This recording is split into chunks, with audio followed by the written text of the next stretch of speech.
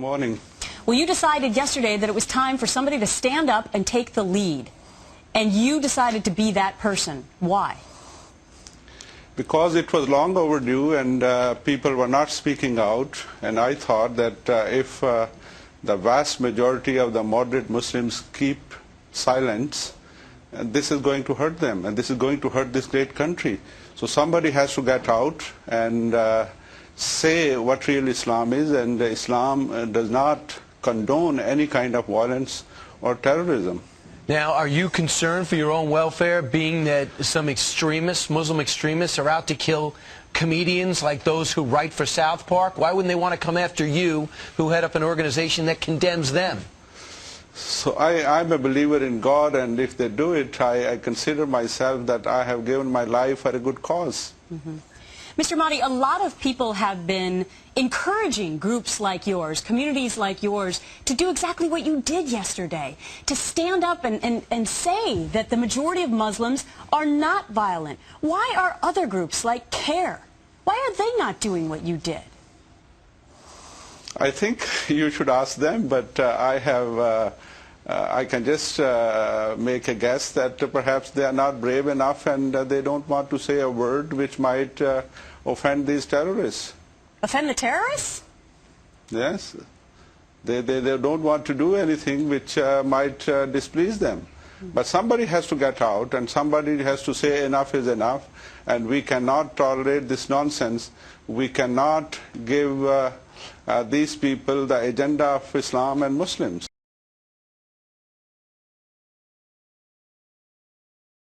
The Washington-based Council on American Islamic Relations, the nation's largest Muslim civil liberties organization, says it welcomes the arrest in the bomb plot. No matter what happens, the Muslim community stands firmly against terrorism and violations of this land's laws. This fatwa which I have issued now is not the first step which I have taken on this direction. I wrote a voluminous book on human rights soon after 9/11, which described and elaborated the same concept at that time. Any good intention or any mistake of foreign policy of any country or any pretext cannot legalize the act of terrorism. And terrorism and violence cannot be considered to be permissible in Islam on basis of any excuse. Okay. So I have a step here. Not only is it not a Muslim monopoly, it is not even a speciality of the Muslims. It is not even encouraged in Islam. It is prohibited in Islam. I, being a student of comparative religion, I cannot say that all the religions say that you should not kill innocent human beings. But I can surely say that most of the religions, the majority of the religions, if you read the scriptures, they say that you should not kill innocent human beings. And the leader of all these religions is Islam. Some of the most influential Islamic scholars of India speaking the same voice, that of peace. At this conclave in northern India, religious thinkers and political leaders are passing a powerful resolution condemning all forms of violence in the name of Islam.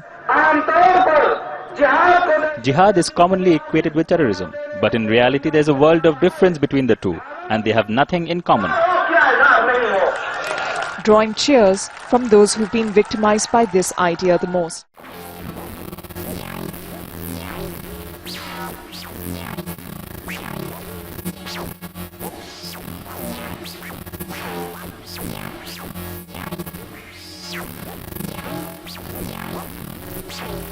Yeah.